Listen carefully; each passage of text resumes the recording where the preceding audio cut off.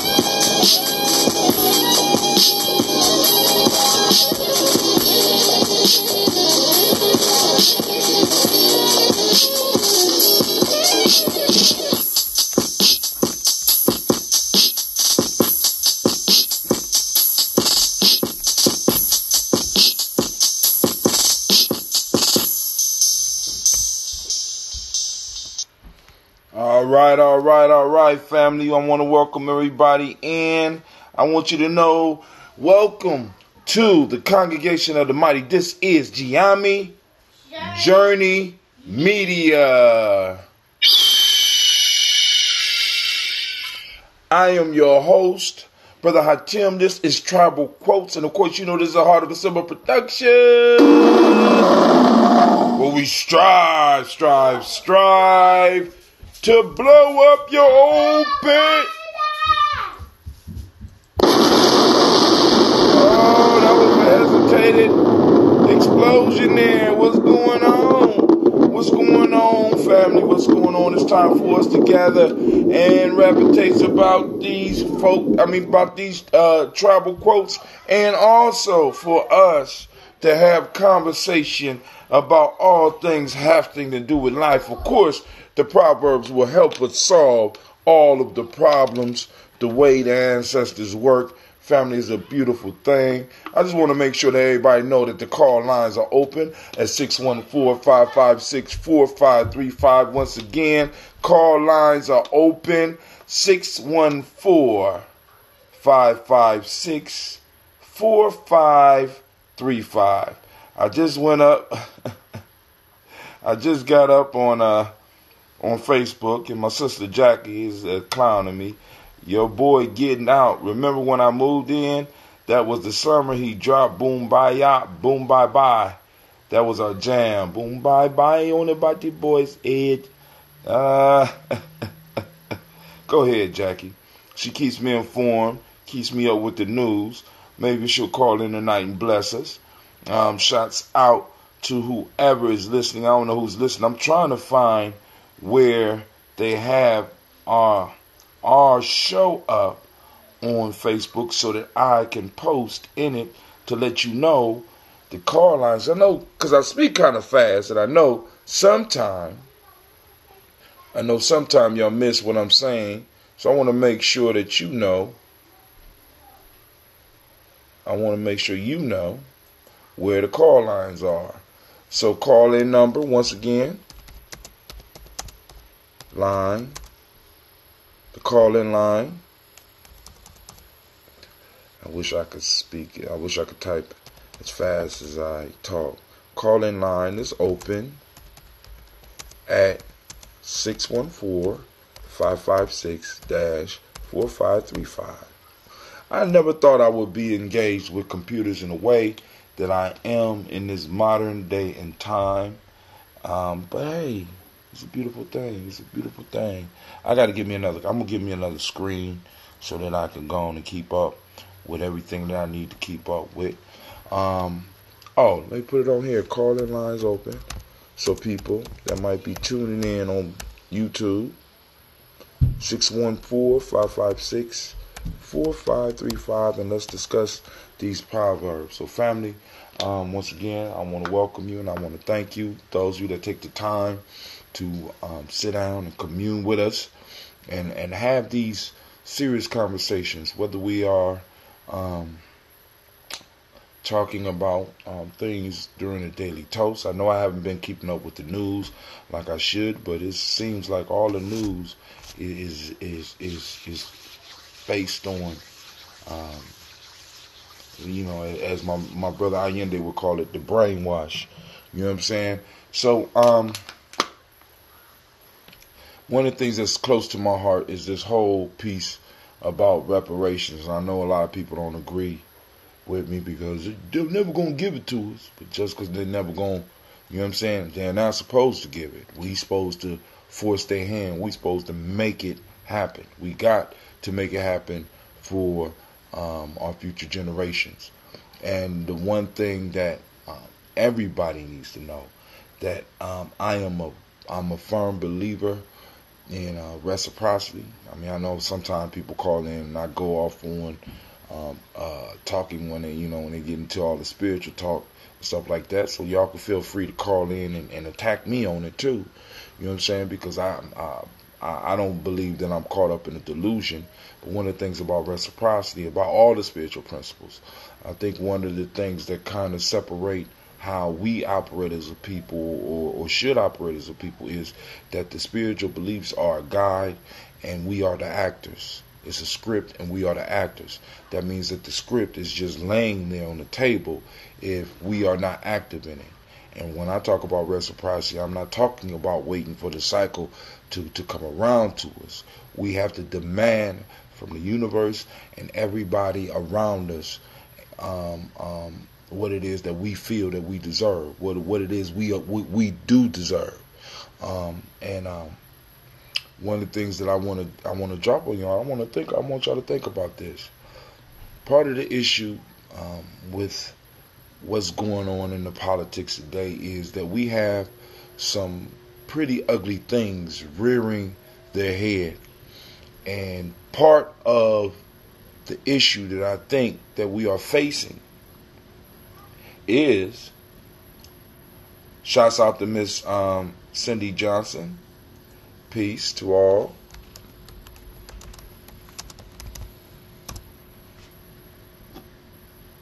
Hopefully, I just typed it on. I ain't typed nothing in. Peace. One of the things that I want to stress is that for those, I mean, because we in America, and there's some stuff that we have to really start dealing with. I'm tuned in on YouTube. It's Sister Cynthia. Okay, I like to get, all right. You want some bottles of ambrosia? All right. I mean, if you, like I said, if you want this rough one, girl, there's some rough stuff here. You know what I'm saying? You know, I got about, it looked like about 3.5 gallons. That don't say 20. No, that's not 20. She said 20. I ain't got no 20 gallons. I got about 3.5 gallons of regular, and I got some lemon lime. So I call that the Justice League. And I got you. So we'll talk. We'll talk. But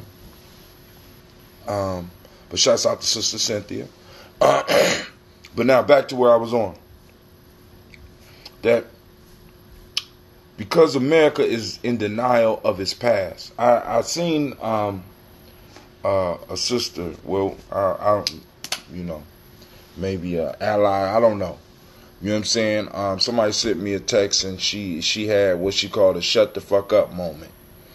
And she was telling people about America and what America stands for. And she went through all the struggles.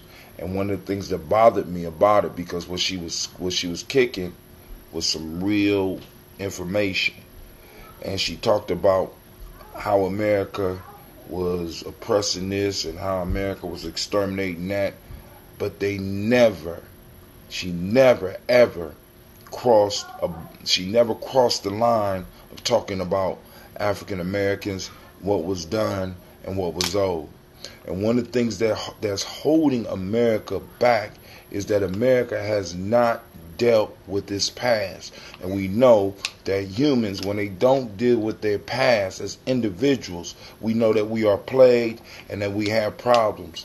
This country will continue having problems, deep psychological problems, as long as we don't address the past. We want to act as if it's not as if what black folks in America has went through is nothing, and it's the same as everybody else. And we have to, those of us that are in the know of that, we have to make sure that people know. We have to be in rooms and in many cases make people feel uncomfortable, because one of the things that I'm noticing is that we try to be, I heard it described as a politics of respectability, right? Where we believe that the onus was on us to make ourselves respectable as American citizens, and then we would be treated as such. But the fact of the matter is, we have outdone everybody in showing love for this country. We have outdone everybody in showing sacrifice for this country. We have outdone everybody in showing far as respect, we should be receiving it. But we're sort of like the bottom chick, you know what I'm saying, in the stable. We're the bottom chick, you know what I'm saying. You could beat the hell out of her and she always gonna come back. And this politic of respectability is making us act as the side chick of America. And I'm telling y'all right now, it's enough of that shit, family. We need to go on and dead that shit. Because the bottom line is this: when we come to Rome, people should be ready and able to deal with the questions that we have about how they're going to deal directly with our struggle, because our struggle is the essential American struggle. Our story is the essential American story, because if you take us out, we are the thread that holds the fucking flag together. And people, and with people coming in, stepping over us, stepping around us, trying to move us out the picture, by us allowing them to do that, by us allowing them to do that, by us allowing them to jump over our struggle, for us to allow them to move past that, is in a sense allowing others to piss on our ancestors. And by us permitting others to piss on our ancestors, is as if we are doing it ourselves. Now, I don't know about many of y'all, you know, Some of y'all go to the Native American route. Some of y'all go to Moorish path. Some of y'all go to Hebrew path. And bless you on that, right? But I am here. I have deep roots here, right? I have stories where one of my grandmothers told me about her. This call is being recorded. Coming off a slave ship. You understand what I'm saying? So I'm like, boom, I got deep roots here, right? And I'm going to get everything that is due. God damn it. But somebody's on the line. Who is this? And welcome to the Giami. Welcome to the Congregation of the Mighty. What's up? What's up? I'm chilling. I ain't even read the Proverbs yet. I'm about to read the Proverbs. Then we get into our discussion. You ready to jump on it? Yes. All right. Let me do some commercials. All right, family. First things first. Black Signal is down for now. But I think I have come up with a replacement. But this is going to be an opt-in system. So I will be giving you the information so that you can put your number down. Or I could go and send out the mass text. And I'm also going to be broadcasting it over here so that we can build our list back up. And this is for everybody. Those that are on those that want to receive messages from the Black Signal. And I will be able to distinguish who will want to be on the Daily Toaster list, who wants to be on just the Tribal Quotes list, who wants to be on the Folktale for Grown Folk list, or those that just want to receive general information about community events, meetings such as Simba Simsa, Warrior Giami and Millennium Warrior Training, Kwanzaa, other social stabilizing holidays and businesses and things going on and events going on in the surrounding areas. I want to make this something that we all can use, but I need it to be affordable. Because what I got right now is no longer working for us. So I want to make sure that what I get will work for us. Now, I'm going to apologize in advance. This new system that I'm going to get, it don't look like I'm going to be able to personalize each message. So you can just receive a general text. Also, family, I am strongly suggesting that you get your hands on the Black Sands that rhyme. You get your hands on the Black Sands.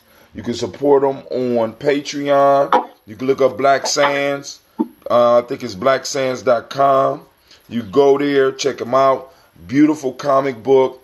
My daughters love the images. We're reading through it right now. Right? I already finished it, but I'm going to go back with my daughters and read the last chapter to them. I can't wait for the next one to come out. Stimulates the imagination. Plus, my daughters get to look at beautiful black girls that look like them. That look like them. So, also, I will ask you that you like, subscribe, and share. We have to spread the message. I want to grow. Let's grow. You know what I'm saying? Because over the internet, we can have a little bit of beef or whatever. We can do our arguments. We can fall out and shit. But people always come back because it's up. You know what I'm saying? And I think we could really use this for some real nation building. All right? I'm looking for people with skin in the game. So, all right, do you got something you want to say real quick before we jump off into these folk tales? Or should I read the quotes first? The quotes first. All right. I'm quite sure to lead us into the discussion. All right, here we go. For those that want to keep up with us, because we're going to do the book again, we are on day 50. That means this is my second or third time through this damn book, right? This Giami Journey Workbook, Tribal Quotes, compiled by myself. We are on day 50, and here we go.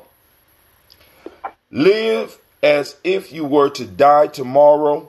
Learn as if you were to live forever. Mahatma Gandhi. Number 2, he who is unable to live in society or who has no need because he is sufficient for himself must be either a beast or a god. That's Aristotle. Last, the child that is not crying has no need to be nursed. That's from Haiti. Lady J, which one you want to start on?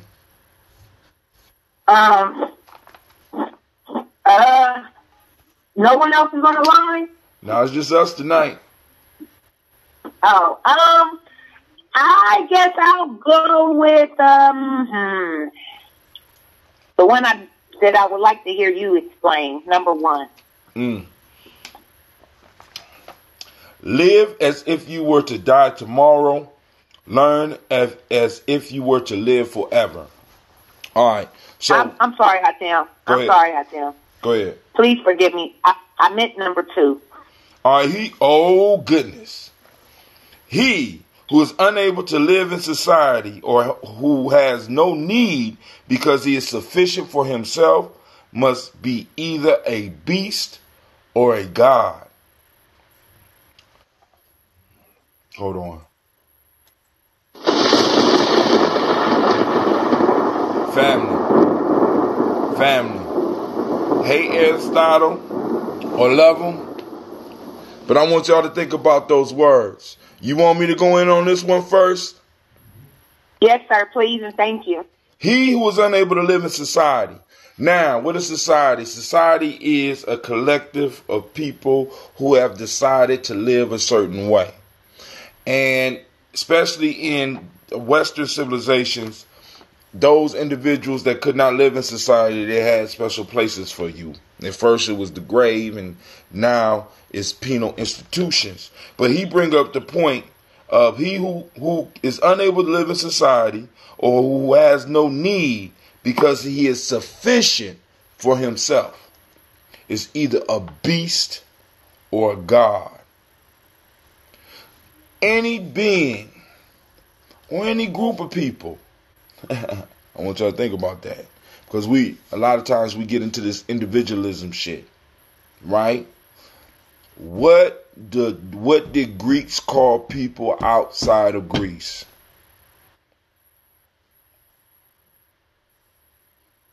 I want y'all to think about that. The way Western society is designed, what do they call people outside of their rulership? Right? People outside of their rulership were seen as barbarians, were seen as beasts, were seen as non-persons. Like, for example, those that seen the movie 300, when the brother was talking to the wife of the king of Sparta, he said something about, women don't talk or something like that. And along the lines, women in something along the lines of disrespecting women. And her response to him was that basically there were no men outside of Spartans, because Spartan women give birth to the only men on the planet. So what this is saying is that anybody that's able to live outside of their rules, their laws, their customs, is either a god or a beast. A deer don't need to live by their rules. So a deer can be conquered by them. A deer can be hunted and killed by them. But what is that thing that live outside your society that you cannot tame, that you cannot control, that you cannot dominate? That thing will be considered a god. That thing will be considered something of power, something of substance, something that we as a group need to start striving towards. Because we have to be able to be self-sufficient. We have to be sufficient unto ourselves so that we are able, able to stand outside their rule, able to stand outside their control. Right? Because at first they'll look at you as a beast and then they'll try you. And once you check their ass, this society has a tendency to worship those things that they can't conquer. They worship those things that they can't conquer. So what he's telling us, and this is from their ancient mind, he who is unable to live in society or who has no need because he is sufficient for himself must either must either be a beast or a god. And in a sense, we have to choose. Because really, when it comes down to it, in many cases, we have been pinpointed as individuals that are not worthy of society. No matter how hard we try to fit in. I just seen a video that blew my mind. A brother was on a roof. And this happened in last year. Brother was on the roof. Police ran up there. Told him turn around. He turned around. They told him to get on the ground. As he started moving towards the ground, they shot his ass. Like they was hunting. Just shot his ass. I thought he was reaching for a gun. Shot his ass and laid him down. You know what I'm saying? And we have a choice at this point in time where we going to have to, one, either be beast. Because what do you do with beast? Either you tame them or you slaughter them. Or you allow them to live in your zoo under controlled conditions.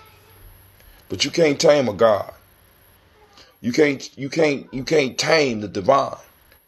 You know what I'm saying? So I'm looking at this one as something that's talking about, actually is giving us a key. He who has no need because he is sufficient for him and herself or themselves. That's what we need to be striving towards. And what does that mean? You know what I'm saying? Being sufficient for ourselves. Can we feed ourselves? Even for just a little while. Can we clothe ourselves if we really needed to? You know what I'm saying? Can we function? You know what I'm saying? Can we educate our young ones? You know what I'm saying? Being able to live outside of their control. I don't see anything wrong with it. Matter of fact, I see other groups doing it all the time. When we talk about doing it, it's crazy, right? Because we supposed to fit in. That's as far as I can take it. What you think, Lady J?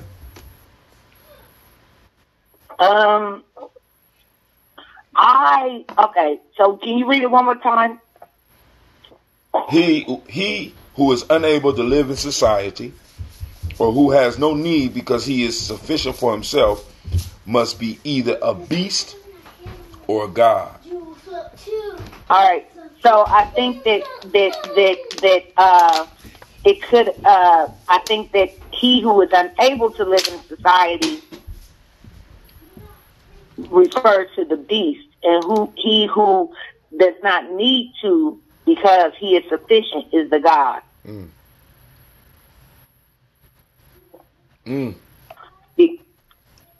Okay. I want you, now, because I'm going to say this. What happens, because it's like,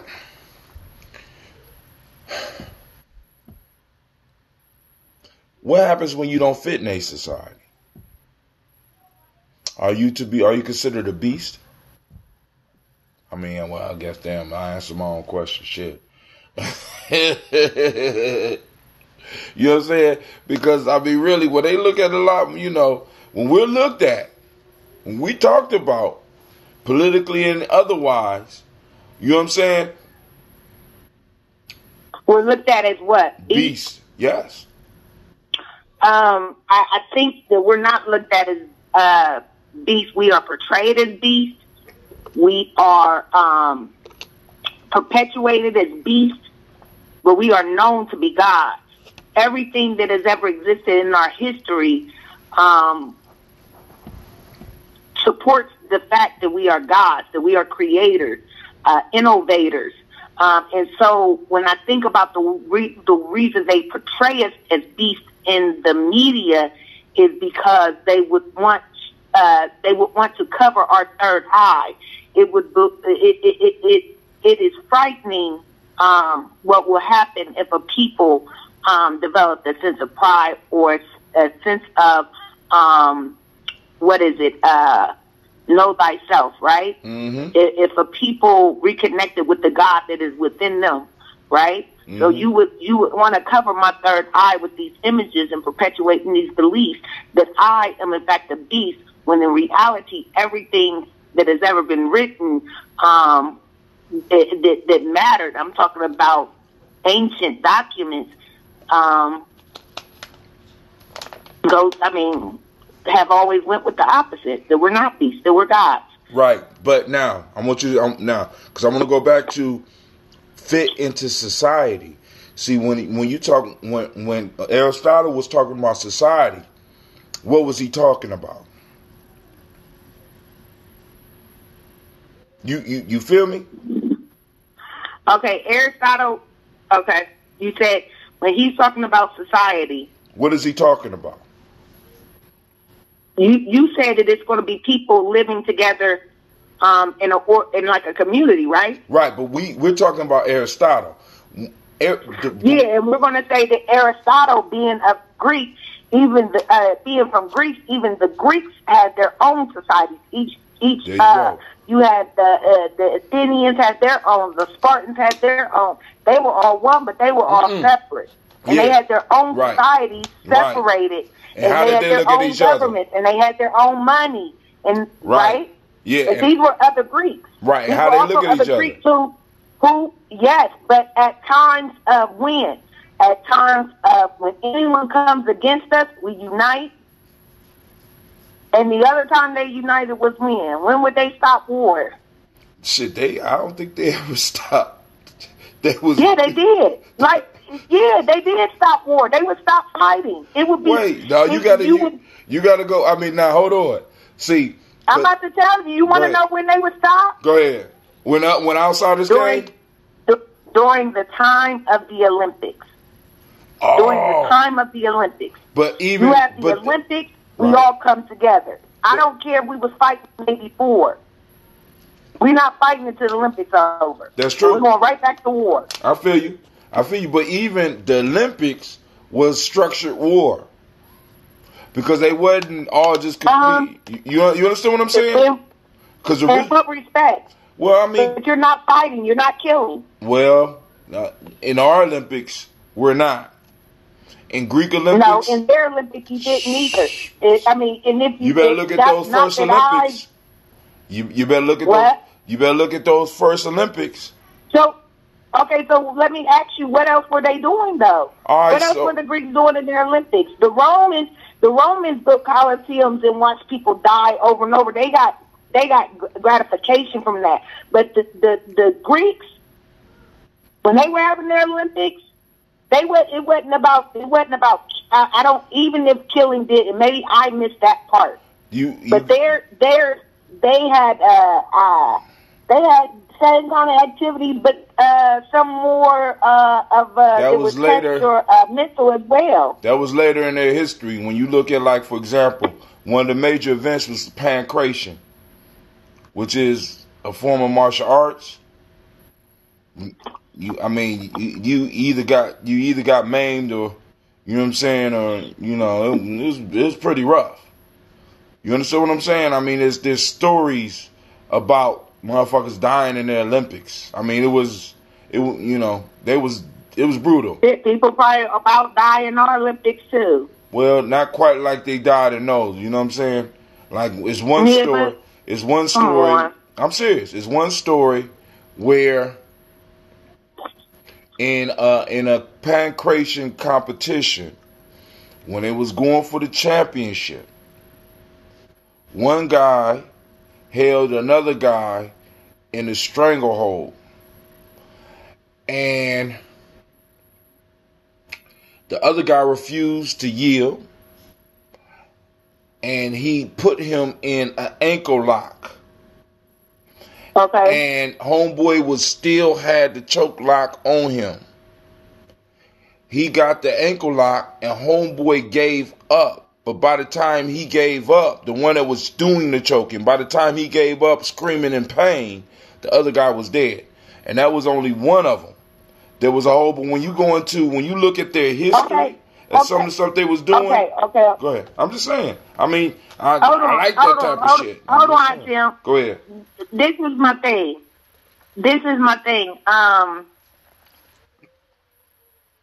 What I'm saying is, that may have been one event. What is it? Event? Yes. Okay. You had. I know you had wrestling. I know you had racing. I know you had the. They didn't have wrestling till later. Wrestling is Greco-Roman wrestling is a descendant of pancration. When they civilized it, then the wrestling came. Then you had the long runs and all the other shit. But it was it was organized war. Football is organized war, even though we don't want to look at it like that. When you look at a lot of these games, they're organized war. One team, A team versus B team. You know what I'm saying? And you bring these countries together, and they will compete to see who would win this. It might not be as much blood, but it's organized war. That's what these games simulate. I mean, how can you not look at football and see war? Football is war. I can't. The only time I can look at anything and see war is rugby. Football, you got all that damn equipment on. I'm not impressed. Listen, I'm not impressed. But again, I say you like to look at I kind of want to. I like to focus on the sunny side of things. And like I said, I know that even later in history, even when they may have changed the different, what did you say they're called? It's pancration for anybody that's interested. No, the different, what are the things they have in the Olympics? They have all these different Events, yes. Mm-hmm. So later they added events. But either way, my point in what I said was it was a time when Greeks stopped fighting. Yeah, they wouldn't allow. And so what I want to say about the quote is, that if we use the definition that you shared for society, it means that we all live in our own societies or communities, right? No, well, the reason I asked the question was, what I was trying to be clear on is because, like, I'm looking at the roots of the quote, as well as the person, the roots of the person that is attributed or given credit for creating these words. Aristotle was a Greek. So when they threw out society, we have to understand that what he's talking about is his circle. And what is translated is, because, like you already said, they're throwing the wool over our eyes to fool us into believing what we need. And a lot of us, we fall for the trick and try to fit into their society. And since we can't naturally fit into their society because we're supposed to have our own, right? But we're trying to fit, and we're going all into their society. Then they can also it keeps us locked into the beast mode. Because what do you do with a beast when you do tame them? They call them beast of burden. So even you don't fit in society. You are a beast, and I'll tame you or I'll kill you. You have to be useful to the society in which you're trying to belong, or you will be destroyed. When they can't destroy you is when I'm saying that you become deified. You understand what I'm saying? So when they looked at, like, when the Greek gods would talk about, we're going to Ethiopia to chill with our brothers. You know what I'm saying? The Greek gods, when they used to they used to go, when they used to leave Mount Olympus, they would go over to us to chill with their family, with groups of individuals that they could not tame. Why were they naked? Why were they naked in these events? Oh, well, what are clothes for? Clothes are costumes. In ancient societies, people didn't feel a need to have to cover up. You understand what I'm saying? As we become so, quote unquote, more civilized, we have learned to hide everything. To the point where now we hide our hair and hide our faces and shit. You know what I'm saying? That is. You're speaking out against beards? Oh, no, I ain't talking about that type of hiding faces and shit, because a beard is natural and shit. You know what I'm saying? I don't have to go to the store and buy this shit. You know what I'm saying? I'm talking about the makeup and shit that we put. We disguise ourselves. The more civilized we become. Supposedly, we start disguising ourselves so that we can hide who we really are. So, Greeks, they didn't have, and then on top of that, you know, the less clothes you got, the faster you can move. Shit, there ain't nothing faster than a naked motherfucker. You know what I'm saying? I mean, I ain't got no weight but my thing. Nothing but my balls jangling. I'm just like... Oh, that was TMI. You say who? I'm just saying. TMI, don't you know? I'm just saying. And you know, but then there was some other shit going on with those Greeks that we don't need to discuss right now also. Because they was checking out. They were just, yeah, I don't know. I just think we was naked in certain places. There are. I'm sorry. We was naked in certain places, and where we from as well. So. Yeah. But people look at that as beastly, right? I don't know, but I think that people who can't live in their community are beasts. People who, yeah, like I went on a micro scale. You know what I mean? Right. Like just out people like certain. We know what society shared. You know what I mean? So if we really look at what we do in our realm, that's our society pretty much. Right. I'm speaking on a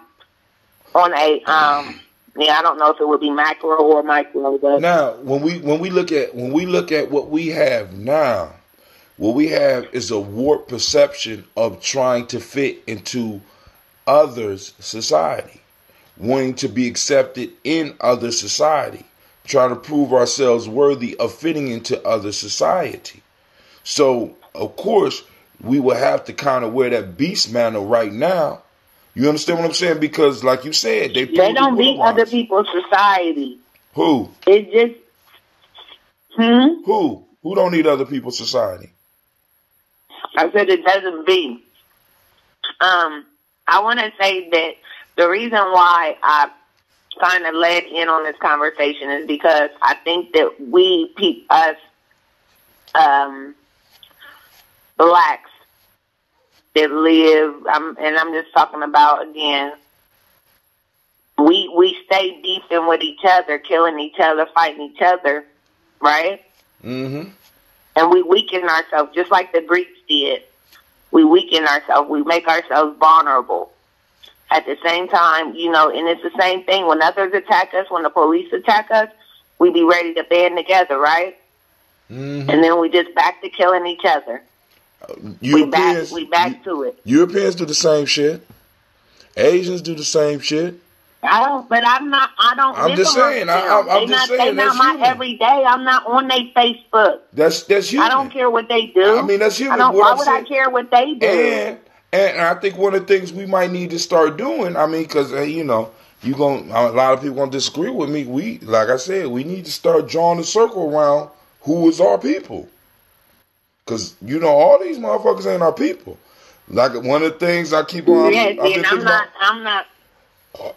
See, this is the thing. Folks. Okay, another thing I found. Go ahead. Hello? They are all my people.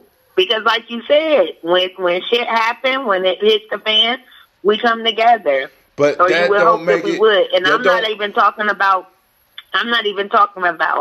just even with my people in my city. I'm talking about across the globe. Like, when shit is not right, we should be advocating for people. You know what I'm saying? Right. Well, it only makes sense. Hold on, no. But our people will cease to exist. Our people will cease to exist because we don't learn lessons from others. Hold on now, because I'm going to challenge you on that. But we got a call from West Virginia.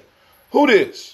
Come on in. Welcome to the Congregation of the Mighty. Go and introduce yourself. Go and join the conversation.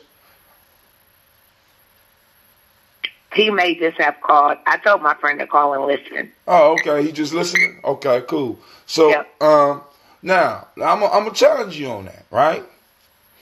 Uh-huh. I think part of our issue, cause and just give me a second here.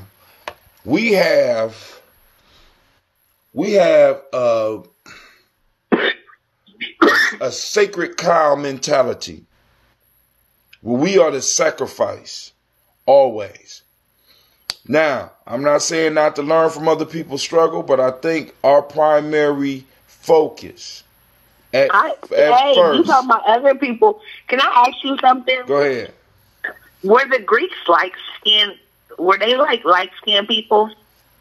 As time went on, we know everybody came from the original. You know, I mean, shit. Every Greek every person I done met from that region, they look mixed to me. I mean, they are mixed. They don't look like European. They are. They don't mixed. have pale skin. Well, that's because, I mean, you got to understand it. That's just like if you go to Egypt right now. You look around Egypt, you know, shit, you be like, God damn. You know what I'm saying? You got to understand that now part of conquering, a wise conqueror, when he comes in, when they come in, he, she, or whoever. You make babies. They not only make babies. That's not the only first do they part make of war. babies, You make babies, but then they also take the best parts of the culture and make them their own. Like right now, I'm taking my kids to 1,001 Nights. It was first it's called 1,001 Nights, but then people start calling them Arabian Nights, not really understanding that this fable are a bunch of Persian tales, and the Persians were not originally Arabs. They were not Arabs. They were not Islam. They was not Muslims, right? The Muslims took it and added it to their culture and turned it into a tool that they could use to get other people involved in what they do. It became a cultural tool for Arab Islam. You see what I'm saying? So when conquerors go in, the wise conquerors go in and take the best of the civilization that they conquer. Just like when they came into Egypt. You know what I'm saying? When Alexander the Macedonian went into ancient Kemet, right? He took the best of that culture. You know what I'm saying? They took what they could. They set up in there. They made babies, and they took the knowledge. You know what I'm saying? So you know we have to understand that. You know what I'm saying? And we have to be aware of that. So when we're looking at this stuff now, because my issue is I don't want us to get caught in glorifying history as much as learning from it. Because go ahead. You always accuse me of glorifying. I ain't no. What is that other word that you say? You accuse me of what do you say? It fluffing it. What do you call it? I don't know. You gotta get me to that point where I has to start yelling. I don't remember half that shit. But that's the only point I want to make. I want to draw a comparison between black people and their cousins, the ancient Greeks, who were colored people who were not of the Caucasus Mountains, who were of some colored people. We need to learn from their. It's the best. That's the best lesson I've ever taught. I think the most important one is the story of the Greeks for black children. You got to know, like, the destruction of a black civilization. You got to know it happened over and over again. We can't keep fighting amongst ourselves. Now, we can't keep. Once we've again, seen it happen over and over and over and over and over again. We can't keep fighting amongst ourselves. Once again, we got to identify who is ourselves. Now, because people who look like us. What do you mean? Listen. People who look like me. We're living in a different time. Now, because listen to me. Just give me a second. Just give me a second.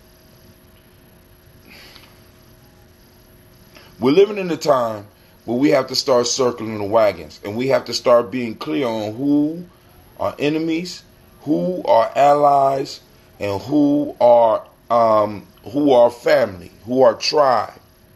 You know what I'm saying? And I know a lot of people get upset about that. But we're moving into a time when that's necessary, because what's going to start to happen is that as everybody start lining up their wagons, because we see, I mean, if you look around the world, you see it happening everywhere. We need to be clear on who is on our side in some form or fashion. Because what happens is, how did they get us before? Say it again. Say it again. Say it again. Who do you need? We need You need to know who your what? Who your allies and who your enemies are. Okay. As well as who, so let me ask you is something. really Something with that you. your allies, all allies, have in common is an enemy. No, so not always. You need to, not always. Okay, let me finish. Go ahead. That's a wrong statement. But go ahead. What makes you an ally is that you have a common enemy. No, that don't make you an ally. That don't have to. So wait a minute. You listed three, Hatem.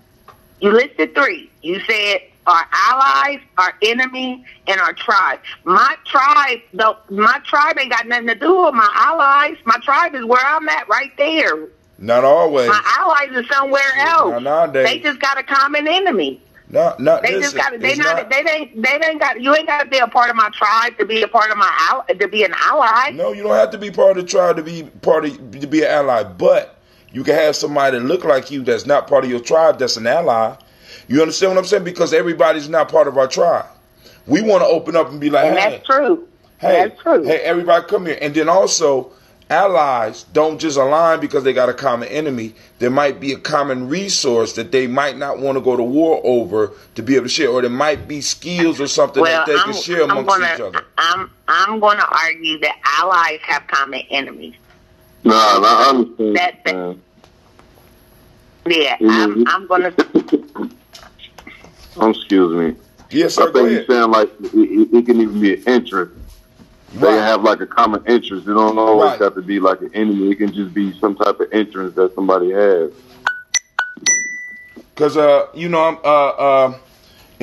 look at some of the allies that America has. There's no real enemies in a sense out there, but they allied. They become allies. There is. Who?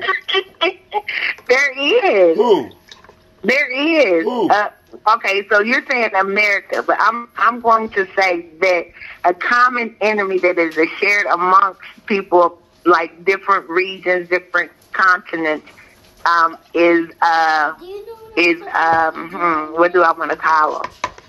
I kind of want to call them the Illuminati. Go ahead. Well, I think I want to call them the Illuminati. Yeah,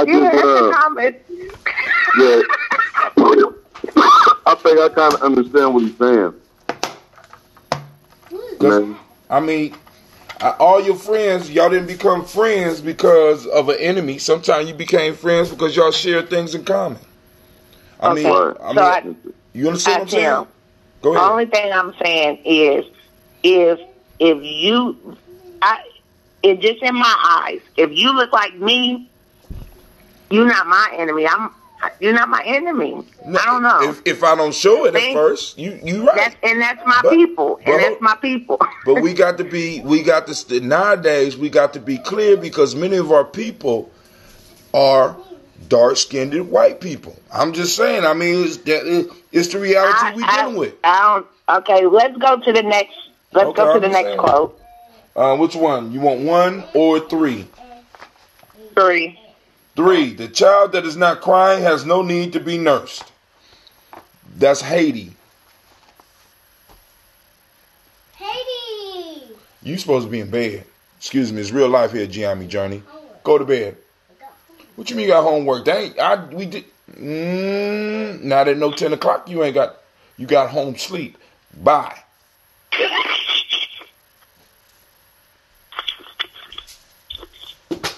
I'm sorry. Real life here, Gianni Journey. I'm sorry. Go ahead. No, you go first. All right. You brother, you want to try? You want to take a shot at it, or you want me to go first? Well, I guess I'll go first. All right, let's see. My fault. I ain't been on the chat in a minute. Let me check the chat. All right, cool. In a society of beasts, the human will be looked upon as the animal and treated as an inferior, ignorant for being quote unquote tame. Hey, that's a pretty good one there. Okay. Okay, Mr. Miller, I see you out there. All right, so this one is about, it sounds as if it's about child rearing. A child that is not crying has no need to be nursed. I see this one a lot. It's sort of like spoiling a child, spoiling an individual, being at an individual's beck and call, even though they don't need it, not allowing them, like for example, carrying a child rather than allowing them to struggle to walk because you don't want to see them struggle.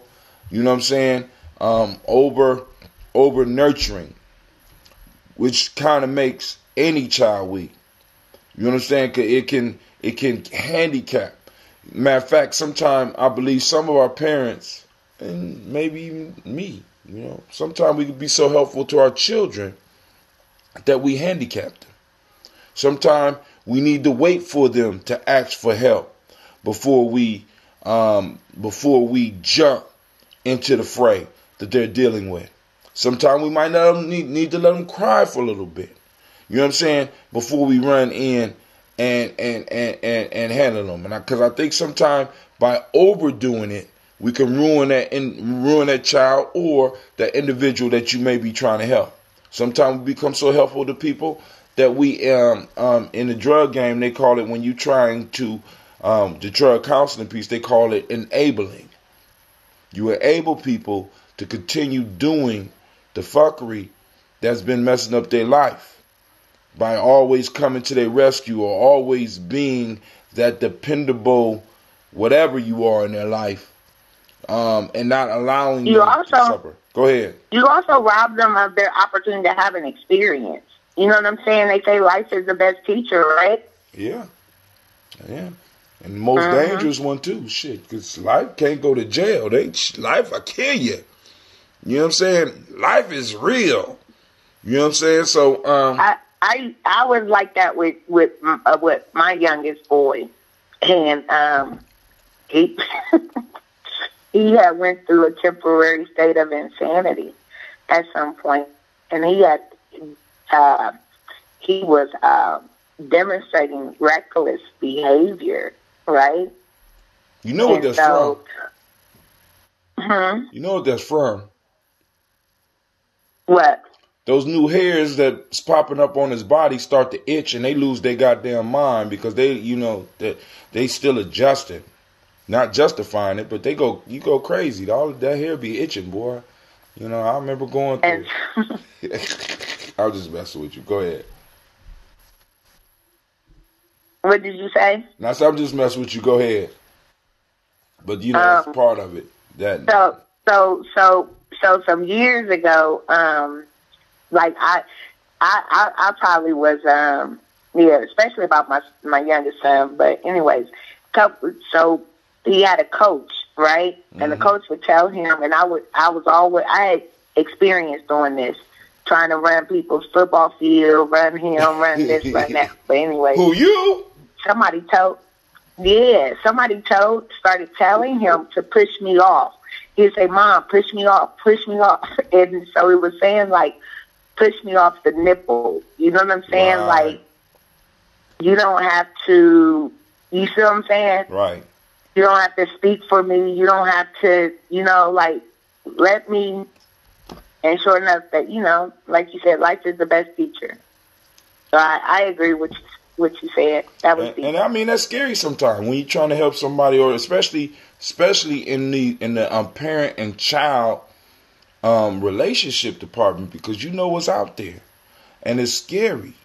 You understand what I'm saying? As a parent, it's scary. As a loved one looking out for people, it's scary. You know what I'm saying? I have grown nephews and sons out here that every time I turn on the radio or hear in the news on TV, when I'm happening to glance and see police sirens and hearing about somebody possibly losing their life, I get a sinking feeling in my stomach. You understand what I'm saying? Because that could be one of mine. Can I ask you something? Go ahead. And I don't want to, I don't know how this is going to sound, but when you think of that, who do you think, when you fear that, who are you fearing has done that to them? Now, when it happens, I'm not even concerned about who. I'm concerned about it happening. So I'm not putting a picture on because. Okay, so when you think about, hold on, because when I was, never put a picture. About, you know what I'm saying? I got a good idea of who to suspect, but I'm not. But I do know. I know where you're trying to go with this. I do realize that there is. So go there. Yeah, there's a good possibility that if that happens, it's going to happen by the hand of someone that looks like them. That's unfortunate. No, that's reality. That ain't unfortunate. That's reality. And so let's go back to the other quote when we talk about society. That is our society. That is our society right there. Are you sure? And that's why I said we learn. That's why I said we must learn from the Greeks. Well, now let me just go back because I want to stress something. That people that live around each other, in many cases, hurt each other. People that are in oppressed areas usually hurt each other. That's not okay. No, I'm not. But listen. I'm not saying whether it's okay or not. I'm just stressing the fact because I don't want us to stigmatize our people as sicker than anybody else.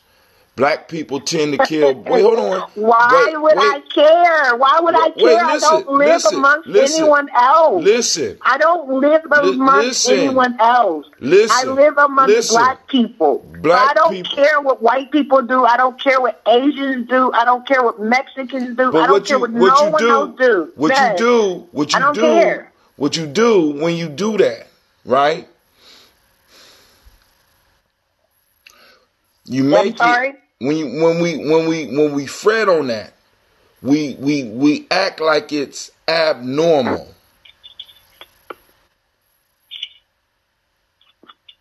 Do you understand me? We act like what? We act like it's abnormal. We act like it's abnormal. For people around each other that are in an oppressed situation to kill each other. I'm going to tell you why it is abnormal. I'm going to tell you why it is abnormal. It's abnormal because we are gods. Now, you know that, but go outside your house and ask the brother down the street from you that might be outside right now, what is he? And then go around the corner to the it don't matter. The speedway. Tell me no, wait, hold on, wait, no. What it does matter. When the majority of your community, once again, says start making that circle, because some people don't know and some people don't want to know, and some people don't even care. You understand what I'm saying? And it's like you limit the reality, because black folks, long before Europeans interceded, was killing black folks. White folks was killing white folks. Okay, and let me say this. Asians was killing Asians. Whenever they was killing black folks long time before, you understand what, like back then, it was still the same situation. When I say the destruction of a black civilization. But what about before the incursions? Anytime we continue. What about before the incursions? There was no murder? Before Europeans, before the Europeans, there was no murder. I didn't say that there wasn't. What do you mean? I'm saying, because it's going. Because okay, again, the only point I'm trying to make, because I don't want to.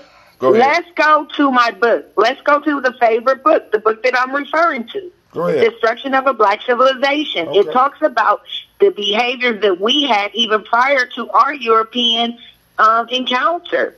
So we already were doing things that were causing our destruction. We already had those habits.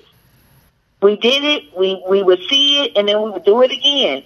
It's written in history. We've repeated the same tragedies over and over again. And the fact that we don't unite people who look like us against a common enemy, it's the cause of our destruction. Lady J. We're too busy fighting each other. We're too busy fighting each other. Lady J. And that's going to be... Yes? All I'm saying is, circle your wagons, baby. Who your tribe? And start building up on your tribe. And like I said, if you want to go out and proselytize to other people about it, that's cool, because some people do need to be spoke to, and that might be all they need to hear. They might need to hear the word from you. But you need to start building your tribe. Now, because this is the issue. This is the issue, right? Once we get those small groups together, right? You got your thing, I got mine, or me and yours is combined. And somebody touch one of ours, our reaction will determine on how and when the next one will happen. Do you understand what I'm saying? Because if in our circle we are educating and destroying the cycle that you're talking about, people like us, we don't hurt people like us.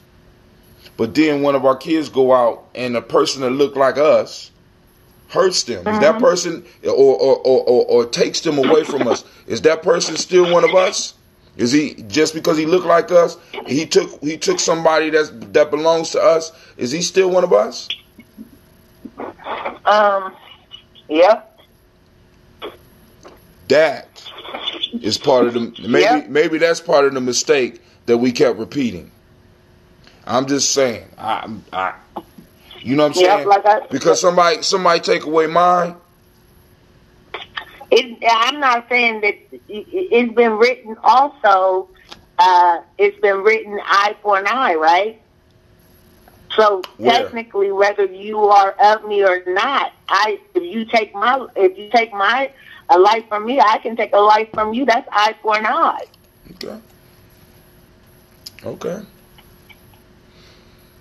And so we understand.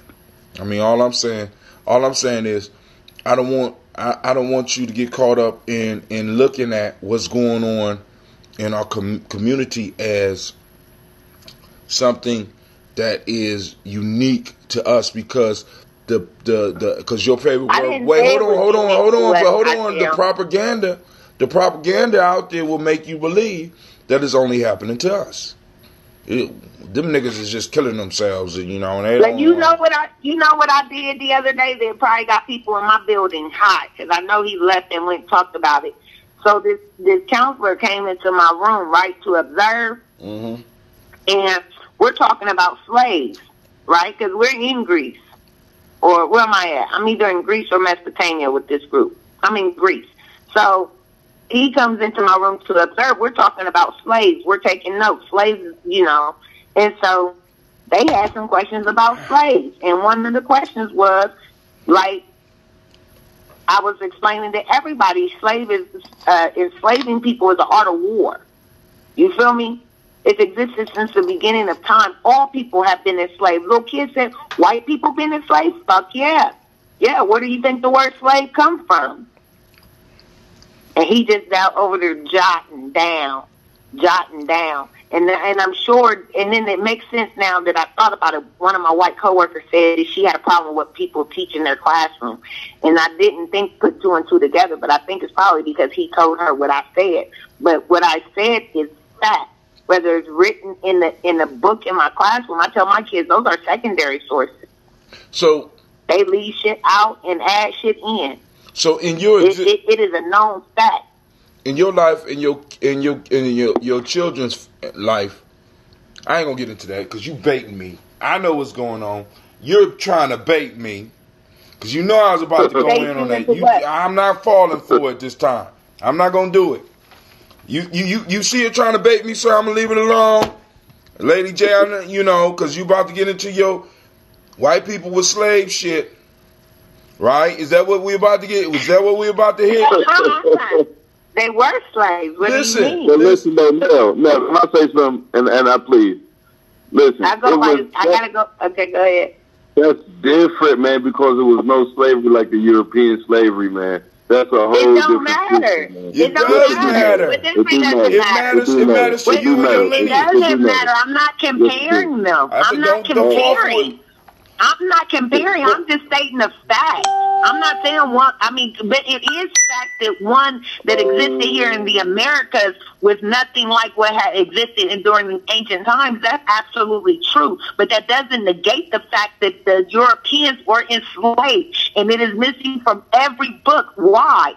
Why is it that when our kids hear the word slave, that they think somebody black when all people have been enslaved?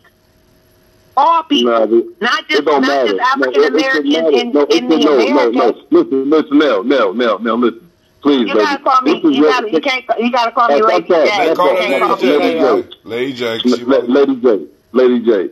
This is. I think what the brother's kind of saying. This is, and kind of go back to what you're saying. This is what I think. Me, you talking to something. This is what I think you got to understand. Okay, it happened to Europeans, whatever. It happened to Europeans, whatever. This is what happened to us.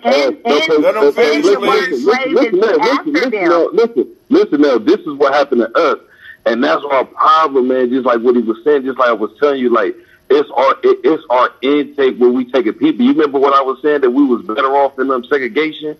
That's our intake. That been our problem. We trust everybody. That's how Africa got destroyed, man. When the first Europeans came into that place, we trust everybody, man. We always been able to solve our problems, man, by ourselves. That's what we. Hello? You hung up on him, Lady J?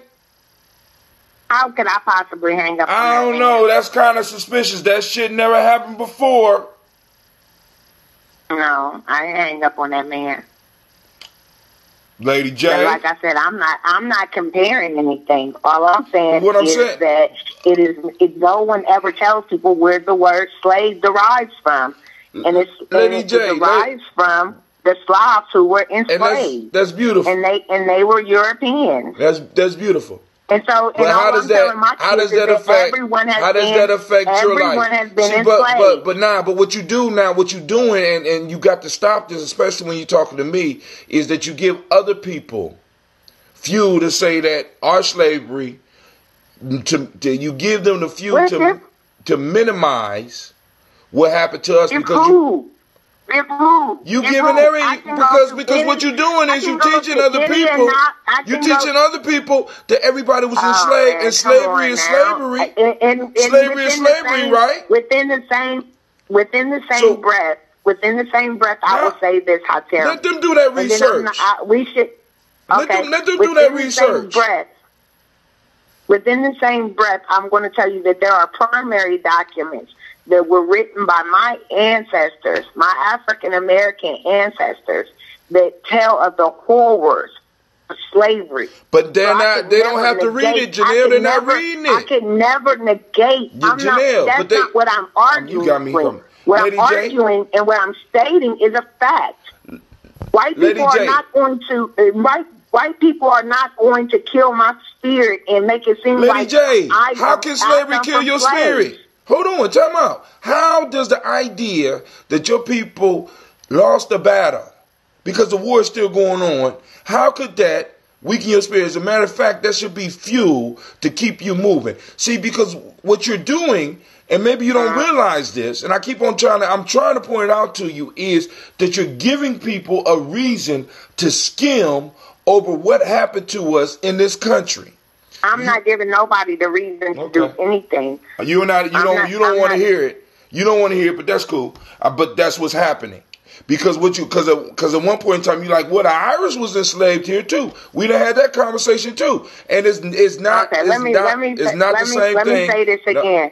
Let me say this again, and then I'm not going to say anymore. Yes, you are. The reason why it is important that we have a per se Afrocentric school, or the reasons the reasons why it's important that we have a Black History Month, and the reasons why you know that we need to teach a history of a people that is missing is because it has been perpetuated as if my people that look like me are only descendants of slaves. In fact, when we say the word slave, a black person comes to mind. And what I'm saying is that is far from the truth. Time out for that being the narrative. We got to go Lady deeper J. than that. And that's all I'm saying is Lady that J. we have to. Why? What's the benefit? I mean, because now the conversation we having, we don't need to be having it on the air. We could talk about that amongst us. You know what I'm saying? If it's important to make sure that our children know that other people, because if they start looking at the history of the world, they will see that for themselves. What we need to highlight is our narrative here in America, because America's wealth was built up on your ancestors' blood and bones. America's wealth not only on their blood and bones, but on their ingenuity. On their ingenuity. All right, cool. Add whatever you want to it. But what I'm saying is, you are giving the other side. I'm not. Okay. You see, maybe you don't follow those. I follow those arguments. To use that information. Listen. On you. How you gonna use? No, but what I'm saying is, when you bring that up, right, and you say, well, all people were slaves, you give individuals who don't have your agenda in mind the ability to discount what happened to our ancestors. That's all I'm saying. I'm not trying to discount. See, I ain't saying you're not listening to. Listen. I would never Linda, see eye to eye on that. Linda, can you go and see if anybody is typing anything online? Listen, can Linda. You just go see if anybody is typing anything online? Because I just can't. Listen, right Linda. Now. Listen. Please. Just listen. Listen. There is a whole movement to erase our history here. I need you to understand that. There is a movement to erase our history here in America. Not only is it happening from them, it's happening from us. And what I'm saying is, I'm just cautioning you. I can't tell you what to do, but I'm cautioning you to just be careful about putting fuel on the fire where they could get anything to discount what your ancestors did. Can I ask you something? Did black people build this country? Did they fight in every war? Every war fought in the name of this country. Every war blacks fought in. We have a longer. My history here, it runs deeper than a lot of Europeans, and I know this to be fact. No, wait, hold on, time out. Let me just say this last thing to really piss someone off. All right. Can I say something to really piss someone off? You ain't gonna piss nobody off. Because you ain't gonna pull me into so this that is the exact reason why when we say every day my school stands to say the Pledge of Allegiance. And I tell people I take pride in that, because whereas some might look at that flag and see something else, what I see and what I remember is just what you said. My people's history here in this country. They have fought and they have died. I too am America. What? Yeah. Well, you better not go into that I'm going to leave it at that. I'll cut you off. Listen. And I'm not, and nothing you said can I disagree with. The only thing I am saying, and I'm cautioning you against, because there is a movement. And when we say stuff that can minimize or can be used to minimize our ancestors' contribution to this country. It can't be It can't be used to minimize. Do you follow the? I mean, are you on any right wing? Excuse me. Are you on any right wing sites? Listening to any right wing speakers? Are you listening? Did you listen to what Obama said about reparations? Are you listening to how they're trying to group us with people of color? And they're not there. And have you noticed how few times a politician will even say black? When it comes to him being elected, they'll talk black. But once they're elected, you don't see the change in the discussion. I shouldn't have to point this out to you. Since you want to, I don't understand. I don't see what you're pointing at. My point is, you are being whitewashed out. Nobody is speaking up for you, but yet at the same time, you want to make sure that everybody know that what your people went through, all people went through, but all people didn't go through. Wait, hold on, time out. All people in history. I don't listen. Listen, you just want to be right, and I hear. Okay, cool, be right. Be right. Okay. Go spread the doctrine that everybody. Go ahead. Spread the doctrine that everybody. I can't wait till you run into that person, right? That you're going to have a conversation and you're going to be agreeing with, and then you're going to bring up your point about this whole slavery piece, and they're going to totally agree with you and become the next president of the United States. And when a bill come across their table for black folks. Specifically, can I tell you something? You always tell me something. Let's Shaka go. And you know this about me. I'm very simple in the mind. I think that our Whitney Houston was correct when she said our children need a sense of pride. And what I'm telling you is I feel like the narrative has been not to remove that. They don't put so much in history, but why is it that when my kids think of the word, I read their writings, right? The things I noticed that my African kids, we did this timeline. You had to put pictures on there, right? So I told them they could go to the internet and just get pictures, right? Do you know that what color of the baby you think they chose for themselves? African or black descendant of slave children, African children, or black descendants of slaves. I only teach foreigners. All right, cool. I only teach foreigners. Now, if they have been educated right, they would have picked black children. Ain't no way. Ain't no way. I'll send you a picture. They have been totally indoctrinated. I'll send you a picture. You don't have to send me the picture. I'm just saying. Oh my God! So I want to explain to you. So listen, I want to explain to you. This is how deep what we're dealing with is. Where a child that is either first generation or may even came directly from the continent, and they're in your school. They want to be. This guy here. Wait, hold on. They want to be white. So part of that is it's not that they want to be white. What is it? It's the way that the light skin, even in how many countries in Africa are they whitening their skin?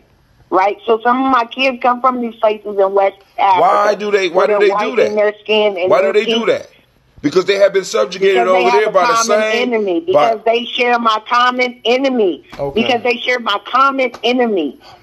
The same way our minds have been screwed here, their minds have been screwed there with this white supremacy or white inferiority. That's why. That is sickening. Come on now. We have a common enemy. That's all I'm saying. We spend so much time fighting ourselves. And that has been the cause of our civilization. And I can't be worried about other people killing themselves because they're not in my community. I got a question for you. Stop for a second. I don't have to do any of those things. If you don't have to be worried about other people killing themselves, why you got to be worried about other people being enslaved? See, why do I have to worry? I mean, I'm because just speaking facts. I just want to know why. People don't know this. I mean, I just want to know why you don't know that other. I just don't want. I just want to know why you don't understand that people that live together usually kill each other. People that live in communities. We even tell people. We will even talk about how barbaric Europeans were that came out those mountains, right? We'll even talk about that. We have the discussion, but it's never. You don't. It's just sad. It's just sad. The idea is, like I said, I teach my kids, and I think that's what Black History Month should be all about all month. Is who we were prior in the But you know what? I honestly, who we were prior, and I know who this. We were prior. Hold on. Where do we See, come but hold from? on. Let's we need to. Pride. Now I'm gonna say this. Hold on. Time out. Now, was your great grandfather a punk? Huh? I asked a question. Was your great grandfather a punk? A punk? Yes, a punk. Yeah, I don't know. I doubt it though. All right. I don't know. How about his dad? How about his dad? How about his dad? I don't know where you're going with this. Now you don't got to. I'm asking you a question. Yes or no? Was he a punk? Your great grandfather's dad? Not. Huh? I hope not. You hope not. Well, ask me the question. There was no punk in me. There's no punk in my line. Right? And part of part of the issue that we have is that we want to go to the glory days rather than looking at the beauty in the struggle in what made it here. So now, what I'm challenging people to do is not only go and talk about the glory days, but talk about how we survived this unsurvivable shit. That's incredible to me. Hold on. Wait, stop. No, you better not. You better not. Wait, hold on. You better not go into that shit. Stop it. Thank you. Listen. You can provide such great segues. No, listen. But a lot of us are so concerned. We're so concerned about ancient history that we're not looking at the jewels that are right here in our families. This is why I do the daily toast. You understand what I'm saying? Because it's like we're ashamed. We're ashamed of what the fuck we came through. And we think that it crushes. Go ahead. I'm sorry. Go ahead. Shock is in the house. I'm sorry. And somebody else on the line. Who else on the line? Shock, I know you ain't. Demetrius. What's up, Demetrius? Oh, you've been dropping wisdom all throughout the timeline, Demetrius. Welcome. I've been listening for about an hour now, like 45. You guys going back and forth.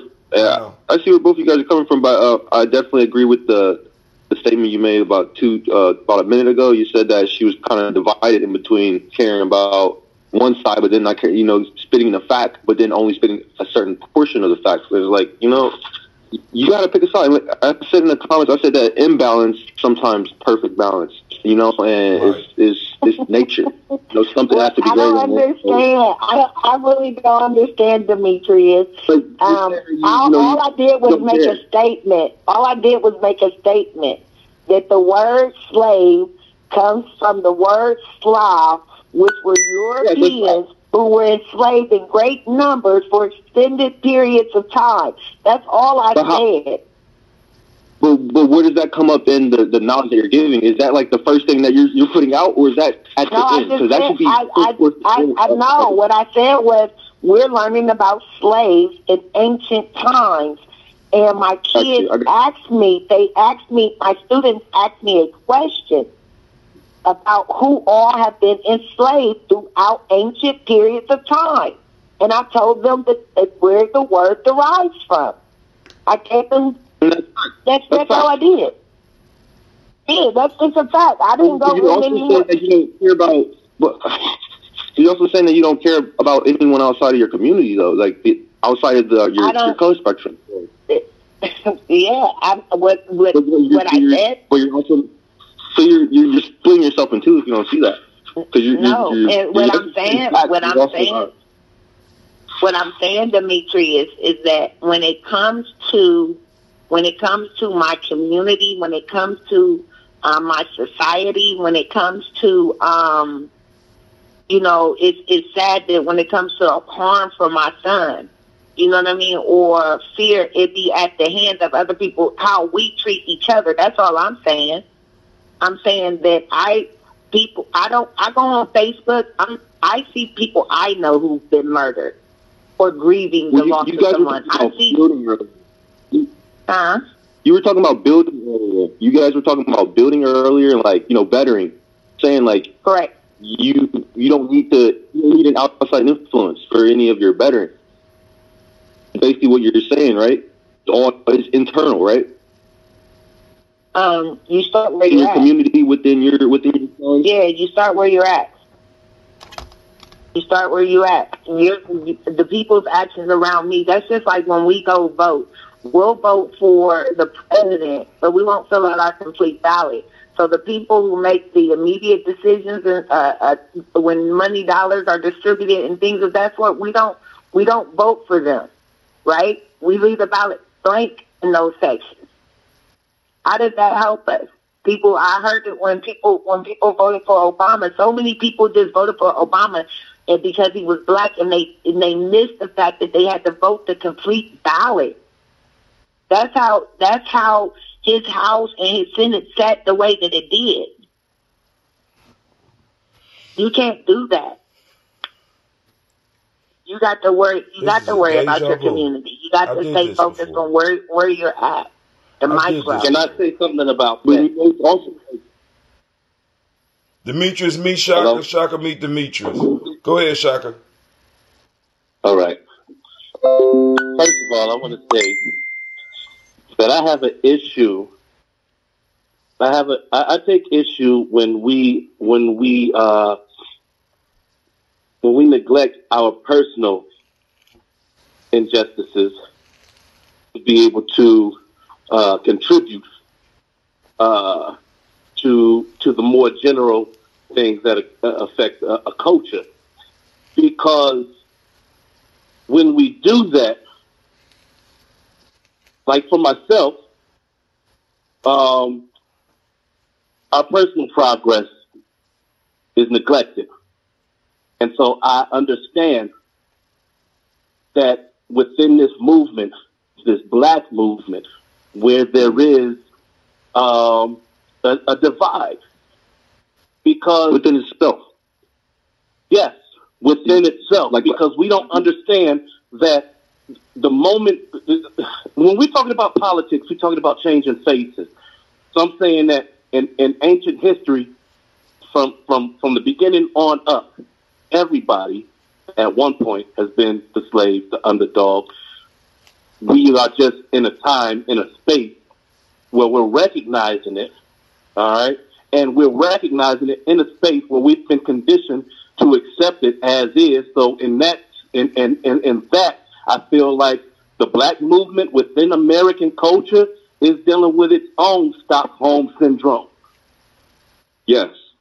Just as each and every one of us are as individuals. Right. Completely. So we have to deal with the internal before we can do anything outside. We have to overcome ourselves before we overcome our enemy. And it's simple, it's fact, it's just, so when it comes to the information, you got to deal with the internal information before you deal with the external information, especially with children. Exactly. I'm a child myself. And here's the piece is that all the time as a father that I deal with, like I said, personal injustices as a father, all along looking for an alliance in the black community, in the father's community. Everybody's focused on their own thing, and it doesn't resonate. Your situation doesn't resonate unless you have evidence of some solution. And when you don't come to the table with evidence of that, then we're just theorists, and nobody has time for speculation because they're all, to some extent, need to put their own personal journeys and their own personal struggle into concept. I take from that, when those who are ready to share too, sometimes that the ones in their community that aren't even accessible to reach, you can touch them, but mentally they're not there to be, to expound the knowledge upon, and it's like more so you can find someone on the outside who is willing to actually digest the information or, even assess your spirit as a human being, and that's fact. It's not just black and white. It's black and black and white and, everything in between. Now, Right. I have to ask. So,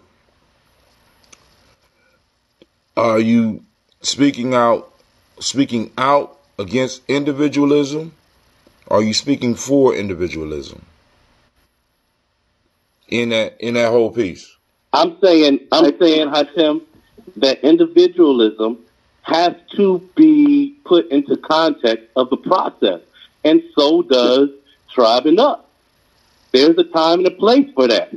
But the thing is that we're not moving in such an order that those who have, and that, Hatem, is where I believe that self-mastery starts in individualism. Yes. The imbalance. Right? It starts with the self. The way that we are forced to have to do it, we have to start. It starts as an individual quest. If you're lucky enough to have a group of individuals that you can start tribing up with immediately, then you're one of the fortunate ones. But this journey begins usually when somebody start looking at the world and be like, this shit don't make no sense. And they have to start really relying on a lot of stuff that they start, like Homeboy said, start relying on what's going on inside of them to start moving towards some growth. Right. Now, but for real, Hatem, when I come into Columbus, there should be a community like Brownsville that's just like, all right, this is us. We done set up the foundation here. We done dug the trenches and made the community and the village that we, what we want it to be. You know what I mean? So within that, we should have our own resources. We should have our own, commodities. We not building like that, but we talking like we building like that. Let me ask you, are there places, do you think that there's places that are like that? Yeah. New York is big right now. There's multiple places. Outside of the United States, there must be. Shoot, there has to. Listen, I know enough people who have. I don't know what the word is, but you know how the Great Migration brought us up here to the Midwest and to New York. Well, over the past decade, a lot of those New York folks sold their New York properties and moved down to the Carolinas and built brand new. So it's like when you look at those towns that have been developed through just that, and like I said, I don't know if you want to call that a cross migration or however, but there's a multitude of East Coast black folk who have population of people could move, but the knowledge of the land still stays, and the knowledge of the history still stays there. So it's like if a people move, not all everyone's going to leave, So right. Someone carry the torch, and someone has that torch. Everyone I'm talking to in this chat has that torch. You know what I mean? So it's like it doesn't matter who leads.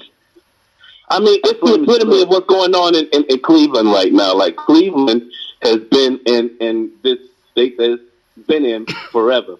Now you got East Coast folk coming back here because gentrification is happening. It's a lot of opportunity in a major city that's going through a refacing right now. The piece is that a decade ago, I came from the East Coast back to my hometown in Cleveland, saw that it wasn't the same as a big city culture. Like I came out of the East Coast where everybody's a hustler. At the end of the night, either you're eating or you're not eating. And I come back here to Cleveland, it's like, well, this is the man right here, and this is the man over here. And all of them are just speculative folk, not really doing anything in an operative position, right? But this is what they're used to. So I look at the artist culture and what's missing here, and I look at the the Afrocentric culture and what's missing here. The only reason why I've already said to myself I'm going to do Kwanzaa in Columbus is because there is action versus just putting a face on. This is the reason we got to celebrate right now, and it's just for the speculative here. That's what I experienced. Yes, we have African drum and dance companies. Yeah, we have all the makings, except for the fact we ain't doing it together.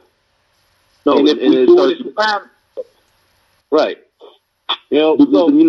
From teachers to hip hop artists to painters to people who literally make art, physical art. Like, we should be formulating together and not just even like I said, a black and white thing. It's more right. just and so here's the difference between me coming back a decade and saying this ain't the way it's supposed to be. It's supposed to be like this.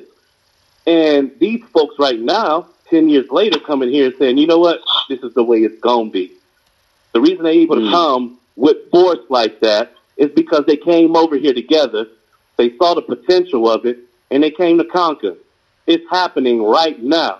Does that make me a slave because I did not have that? Does that make me a lesser man because I did not have that force to come and just cause change the way that these organizations are coming to cause change? No, but I have to accept the fact that these are true organizations that take measure beyond measure to be able to close the deal and make it worth the while. Sometimes we'll sit and we'll talk each other to death before it's like the game is over. Why are we still talking about the play? Because that's what we've been taught. But hold on, family. Now, I'm going to have to bring this to the end because we approaching. God damn.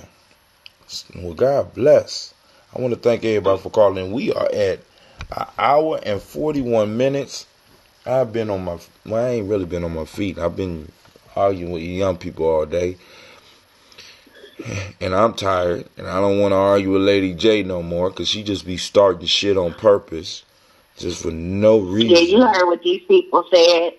Ain't nobody agree with you. Ain't nobody agree with you. I said that in reality they did. Oh, yeah. In reality Your they reality. did. The question I posed was, do you think that these places exist? And both of them agreed that they did. No. Wait, hold on. Wait, ain't nobody gave an address. Ain't nobody gave a zip code. They said they did. They gave you an answer, as Shaka would say, in a speculative fashion. I imagine so. I mean, that's the same shit you say. Can I say good night? Go. I mean, I'm gonna give you a second to say good night, baby. Y'all all just need to understand you can't escape blackness. I mean, we can go and cover it up with makeup. You know what I'm saying? Especially, and you can't escape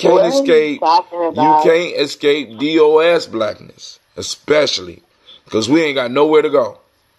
So I'm just being clear. I just want, family, we need to be clear on that. That's why I keep on talking about circling these wagons and building. I mean, and like I said, it started off speculative, but it's some blocks being moved by a couple of us.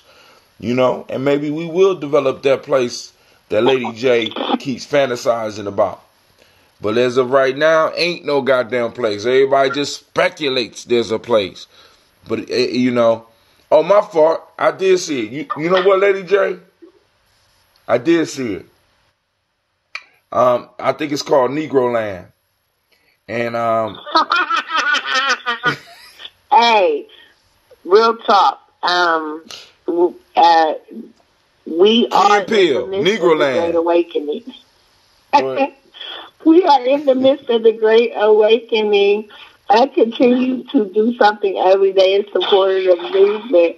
I met Mr. Charles E. Tennant. Do you know who that is, Atim? No. No. So this man is responsible for the Afrocentric school.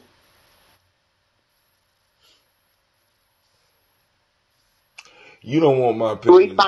You don't want my opinions on that shit, but go ahead.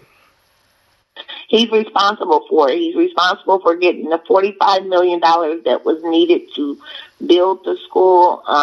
He set he gave a request on, he wanted 80% of the teachers to be black or 20% white.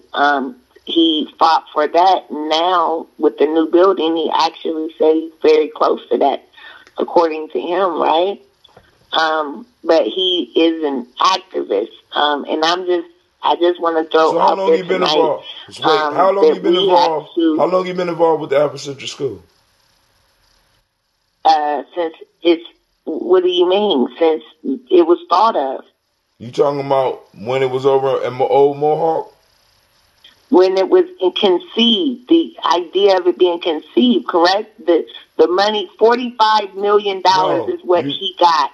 The government didn't. So are you talking about the new building, or you talking about over at Mohawk? I'm talking about period. The conception. He's responsible for it. It's his ingenuity. Time out. Now, I don't know this guy, and I could be wrong.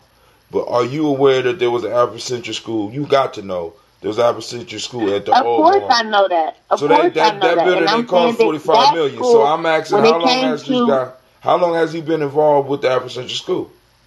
Since the inception of the Afrocentric school over there? From its conception. All right, and what's his name? Charles E. Tennant.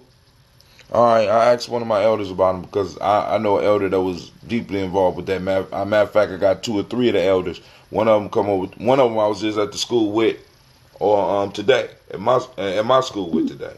So I asked him about that because I need some clarity on that. But go ahead.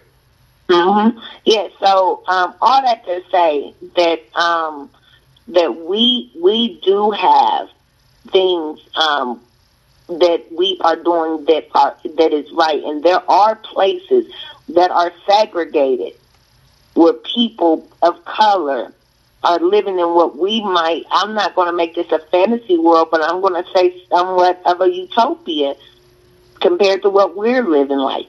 And I'm going to say that those are small pockets of communities, societies, where it is organized and it's orderly. I want you to set up a tour of these places because we can make money doing it. The people are not acting like beasts. Hey, set up the trips. You know these locations because you keep talking about them. We could do bus trips. I could name them, but I just like that you act like they don't exist, like it's not of your people. We've done it many times. No, I'm not acting like it's not of my people. I'm just looking at the numbers. I'm dealing with the numbers. I'm seeing the numbers. I'm seeing the million. Let me just say, some of these places exist. I'm not saying that they got all the money or even that they in the black, but they got peace amongst each other because in the lay of the land, they understand who is who and what is what. And so I say all that because on a certain side of the short north or the certain side of any, y'all, all right, Columbus ain't got no projects. But all I'm saying is that, like in a project in a big city, even when you look at the way that the drug dealers and the ones who are cultivating drugs, you know what I mean? Sometimes they take a young sister who has a little flat on Section 8 or whatnot, and they grow there, and they chip her off for growing there. And it's like, it's 20 other flats that's doing the same thing. Like I said, I'm talking about something illegal, but I'm saying that at the same time, when you look at the setup, they all helping each other out to be able to maintain a certain level of peace within. And like I say, not every city. But I hear you. Not every city, huh? I mean, like what we had kind of over at Gianni house. That shit don't count. Right. That shit don't count. That ain't what she talking about. Stop putting fuel on that fire, man. That ain't what she talking about.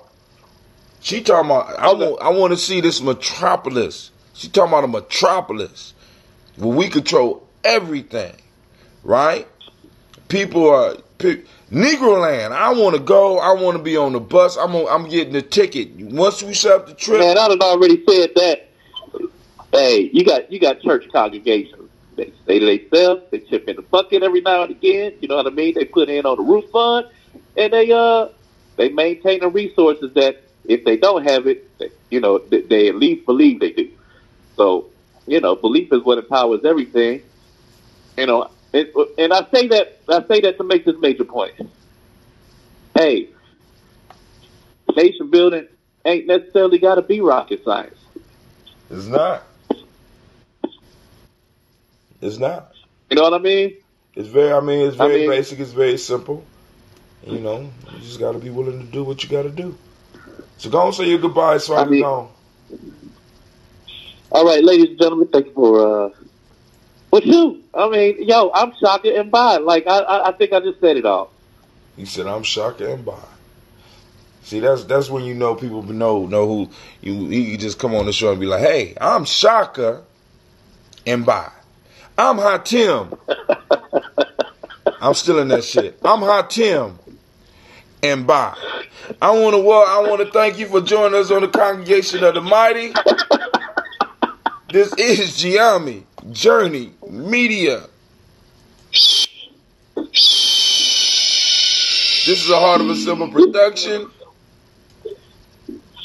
We just finished day 50 on that Tribal Quotes.